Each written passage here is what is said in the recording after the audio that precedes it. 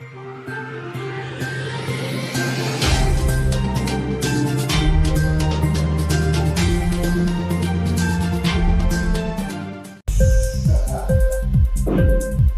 TV prime time news కి స్వాగతం.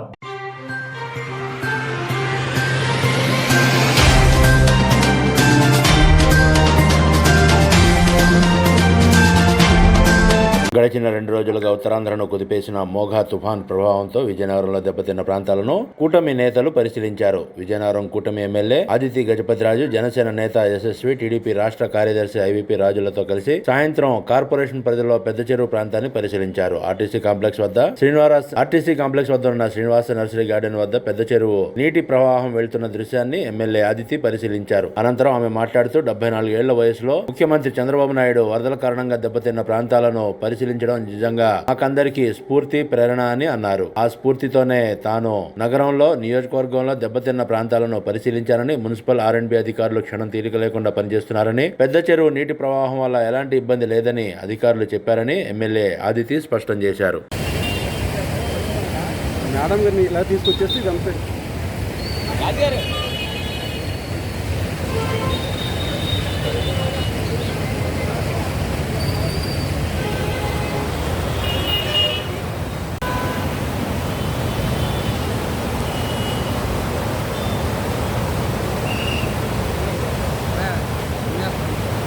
ఇక్కడ తీసుకొస్తారు. ఇక్కడికి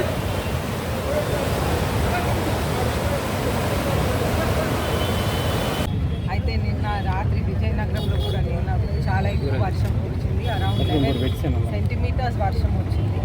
అయితే అలాగే ఇక్కడ ఈ కాలువ పొంగిపోయి అలాగే మనకి పద్మావతి నగర్లో కూడా వాటర్ వెళ్ళటం జరిగింది. అలాగే మనం పద్మావతి నగర్, అలాగే అయ్యన్నపేటలో, అలాగే చాలా ఏరియాలో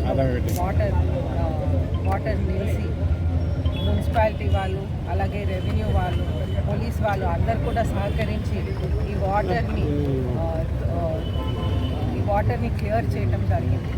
అయితే మనం చూస్తుంటే గత 9-10 రోజుల నుంచి నారా చంద్రబాబు నాయుడు గారు, మన ముఖ్యమంత్రి గారు నారా చంద్రబాబు నాయుడు గారు 74 ఇయర్స్ అయిన వయసు అయినా కానీ విశ్రాంతి లేకుండా కంటిన్యూగా పనిచేస్తూ ఆంధ్రప్రదేశ్ని రక్షించడానికి కంటిన్యూగా పని చేస్తూ ఉన్నారు. మనం చూస్తూ అధికారులందరూ కూడా సహకరించినందుకు, విజయనగరంలో ప్రత్యేకంగా చాలా కష్టపడి ఈ ప్రాబ్లమ్ని సాల్వ్ చేసినందుకు, అలాగే కలెక్టర్ గారు, ఎస్పీ గారు అందరూ కూడా సహకరించి ఇవన్నీ సాల్వ్ చేసినందుకు ధన్యవాదాలు తెలుస్తూ.